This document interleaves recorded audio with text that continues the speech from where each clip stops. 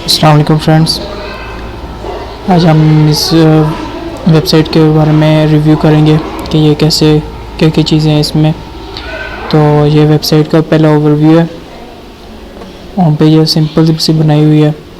उसके बाद about us, बस इतनी सी एक वेबसाइट बनाई है हमने। तो इसका कोड भी देखेंगे।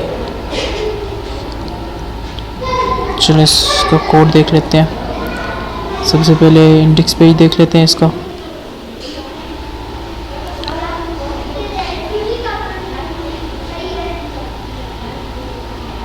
इंडेक्स पेज में सबसे पहले तो आपको पता है कि डॉक्यूमेंट टाइप HTML5 का लेआउट देते हैं। UTF-8 ये मेटाडेटा है, ये भी मेटाडेटा और ये मेटाडेटा, ये चीज़ें इसमें लाजमी होती हैं अगर आप इमेज यूज़ कर रहे हो। 3 CSS की फाइल्स हमने लिंक की हैं।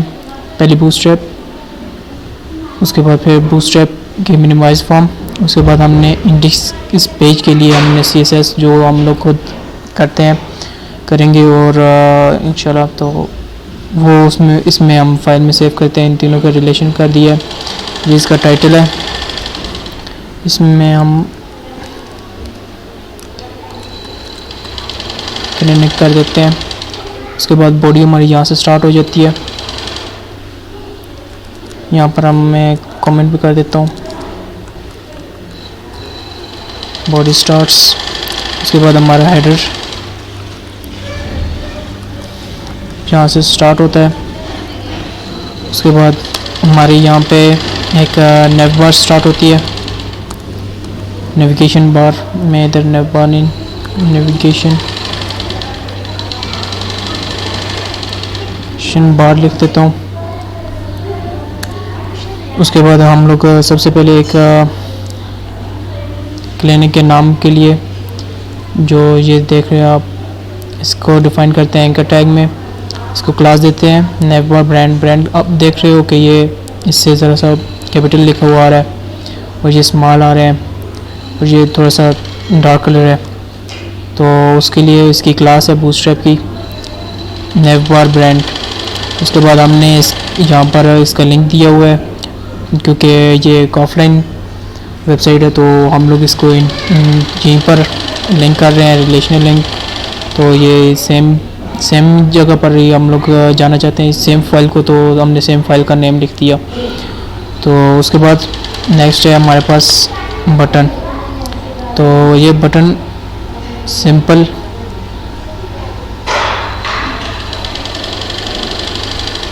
बनाया हुआ है। उसके ये टॉगल के लिए, सॉरी यहाँ पर ये एंड नहीं होता, यहाँ पर ये बटन एंड होता है। जब हमारी वेबसाइट स्मॉल डिवाइसेस में ओपन होगी तो नेव बार हमारा टॉगल हो जाएगा स्मॉल मेन्यू में। उसके बाद नेक्स्ट हमारे पास डिव एक स्टार्ट होता है। इसमें हम अनऑर्डर्ड लिस्ट का यूज़ करते हैं। आप बूटस्ट्रैप अगर यूज़ करते हो तो आपको पता होगा कि नेव बार हम 2 तरीक़ों से यूज़ कर सकते हैं। फर्स्ट ऑफ ऑल नेव के ज़रिए, उसके बाद हम अनऑर्डर्ड लिस्ट के ज़रिए भी यूज़ कर सकते हैं। तो मैं इधर एक फ़ाइल ओपन कर लेता हूँ वर्ड की, ताकि मैं जो चीज़ें बता रहा हूँ वो मैं यहाँ पे छोटी छोटी करके नोट करता रहूँ। इसको क्लोज कर देते हैं, ब्लैंक डॉक्यूमेंट ओपन करते हैं।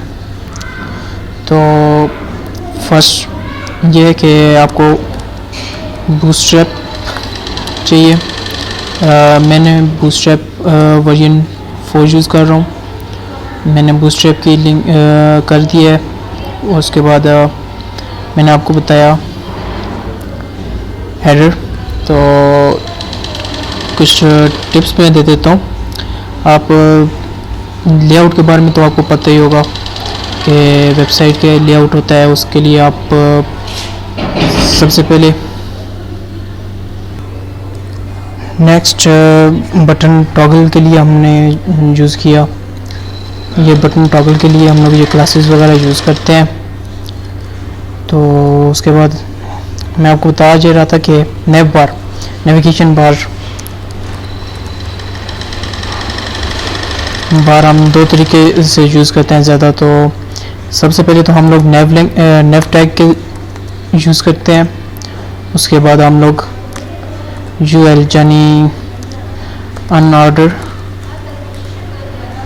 लिस्ट्स का यूज़ करते हैं नेविगेशन बार के लिए।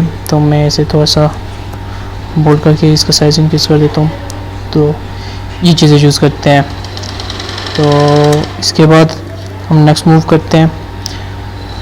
मैंने दोनों को यूज़ किया है। यहाँ पर आप देख रहे हो मैंने पहले नेव को यूज़ किया, नेव के अंदर ही मैंने डिव बनाया एक, और उसके बाद मैंने अनऑर्डर लिस्ट को भी यूज़ कर दिया डी में, ताकि आप अगर देखो तो ये दोनों एक ही लाइन में आ रहे हैं ना। तो मैंने इन दोनों को एक ही जगह पर रखने के लिए, स्ट्रेट रखने के लिए, एक्सटर्नल CSS मुझे ज़्यादा ना यूज़ करनी पड़े, तो मैंने सिंपल ये किया कि मैंने नेव के अंदर ही अनऑर्डर लिस्ट को डाल दिया।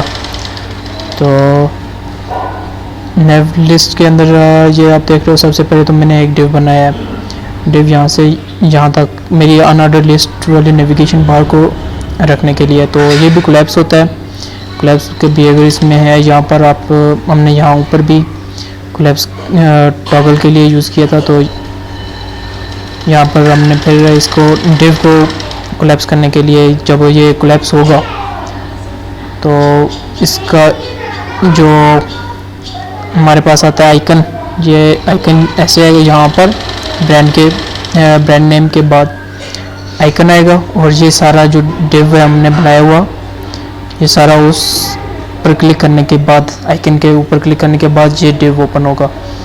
तो इस डिव में हमने अनऑर्डर लिस्ट बनाई है।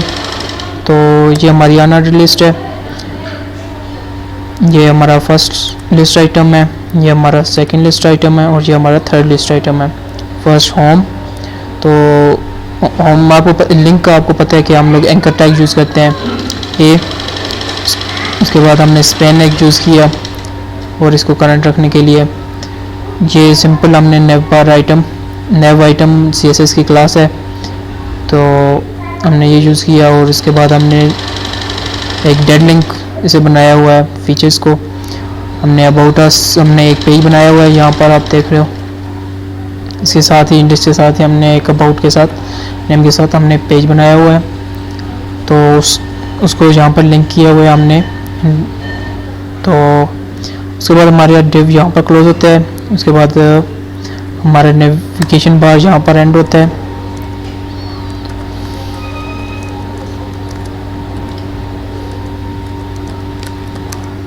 Navigation bar ends.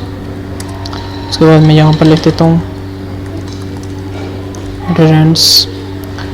उसके बाद मैं आपको बताना ये चाह रहा था कि हम हेडर के लिए, मेन्यू के लिए हम लोग हेडर टैग यूज़ करते हैं, ठीक है। उसके बाद फुटर के लिए फुटर टैग यूज़ करते हैं। राइट साइड या फिर लेफ़्ट साइड पर आपने कुछ चीज़ यूज़ करनी हो तो इस साइड टैग यूज़ करते हैं। और हमारे कंटेंट के लिए हम लोग सेक्शन टैग यूज़ करते हैं। तो मैं सेक्शन टैग बहुत ज़्यादा यूज़ करता हूँ, तो आपने घबराना नहीं है, ये सिंपल है। सिर्फ सेक्शन इसलिए यूज़ करते हैं क्योंकि हम लोग डिव टैग, वैसे तो हम लोग डिव टैग बहुत ज़्यादा यूज़ करते हैं ना, तो डिव टैग हम लोग यूज़ करते हैं। मगर कुछ टैग को हम लोग सेक्शन बनाने के लिए यूज़ करते हैं, कुछ को हम लोग अपने कंटेंट के लिए भी यूज़ करते हैं। तो सब चीज़ों के लिए भी हम लोग डिव को यूज़ करते हैं, तो कभी कभार कन्फ्यूजन हो जाती है। इसलिए सेक्शन टैग हम लोग उसको सेपरेट करने के लिए कि यहाँ से यहाँ तक एक सेक्शन है, यहाँ से यहाँ तक एक सेक्शन है, तो हम लोग सेक्शन टैग यूज़ करते हैं। तो मैंने यहाँ पर एक सेक्शन बनाया हुआ है, अब ये देख रहे हो, यहाँ पर मैंने सेक्शन यूज़ किया है। उसके बाद मैंने डिव बनाया जिसका क्लास मैंने बैनर रखा है, ये सेल्फ डिफाइन है ये, और इसके CSS मैंने खुद बनाई है। उसके बाद ये डिव हमने यूज़ किया है, ये हम अगर आपने देखा हो, ये बनाने के लिए जब आपने देखा हो, मैं इसे रिफ़्रेश कर देता हूँ तो ये देख रहे हो आप, एनिमेशन है ये एक किस्म की।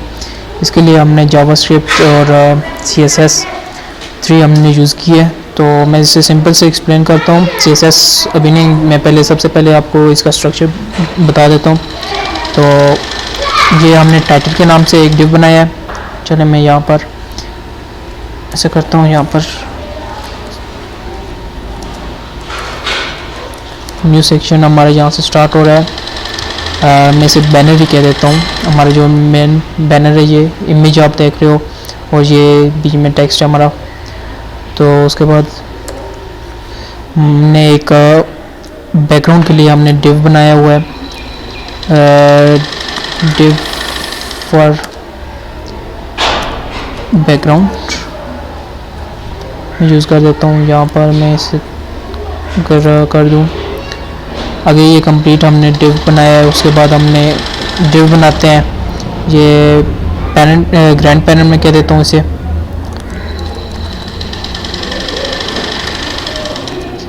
Grand parent div. इसके बाद हमारा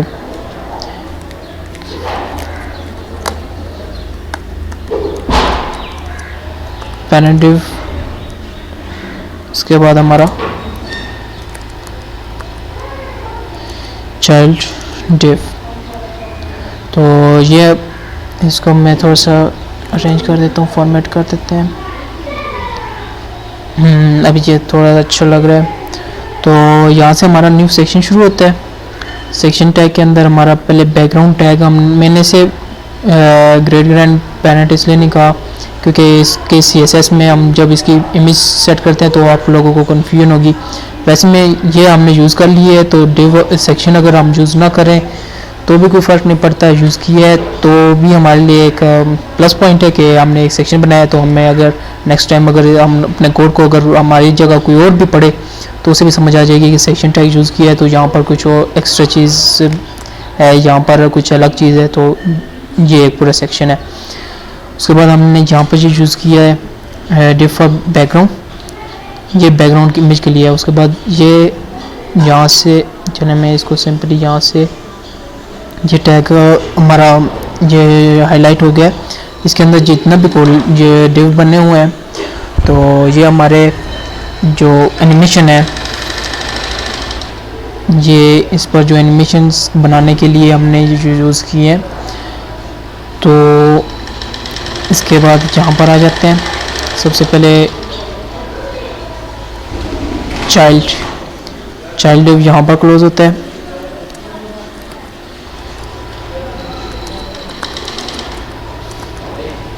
चाइल्ड इवेंट्स। उसके बाद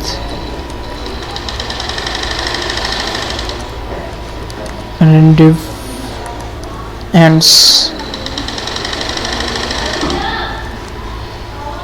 उसके बाद हमारा हम ये पेरेंट डिव्स दो हैं, तो हम लोग ऐसे करते हैं, पेरेंट डिव 1 कर लेते हैं इसे। उसके बाद यहाँ पर डिव 2 इसे कह देते हैं। यहाँ पर 1 एंड होता है और यहाँ पर हमारा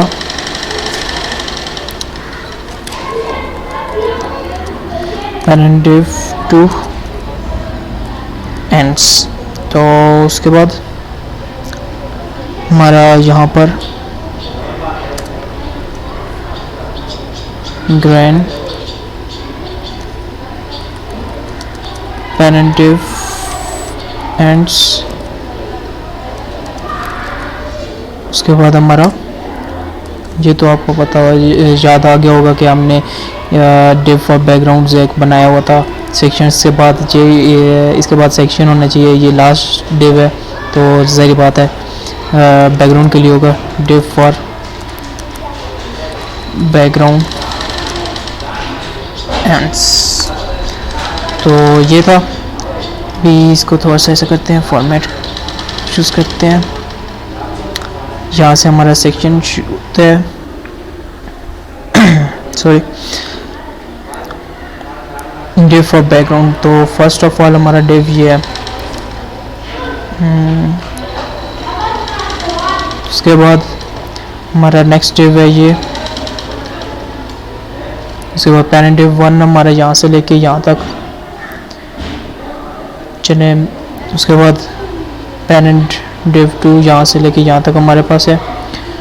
पैरेंटिव 2 और पैरेंटिव 1 बनाने का मकसद क्या है, तो अगर आप देखें ये बीच में एक लाइन भी है हमारे पास, तो हमने इसको अलग एक डिव में रखा हुआ है और इसको अलग डिव में, ताकि बीच में लाइन भी आ सके।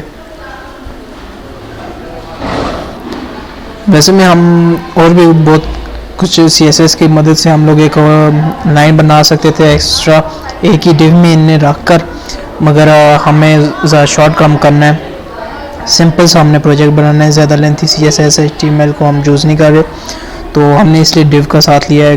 तो इसका मैं आपको बाद में फ़ायदा बताऊंगा CSS जब हम लोग देखेंगे। तो नेक्स्ट सेक्शन पर मूव करते हैं, जहाँ पर सेक्शन एंड हो जाता है। सेक्शन एंड्स, तो हमने सेक्शन को बैनर के नाम से किया था, तो बैनर सेक्शन एंड्स। उसके बाद हमने एक न्यू सेक्शन बनाया हुआ है, तो चलिए हम इसे नाम दे देते हैं। हमारा यहाँ से न्यू सेक्शन शुरू होता है, तो 16 मिनट की वीडियो ये टोटल बन गई है। तो एडिट करने के बाद भी, तो चलिए हम करते हैं पार्ट्स बना लेते हैं। तो इसे सेव कर लेता हूँ मैं सबसे पहले।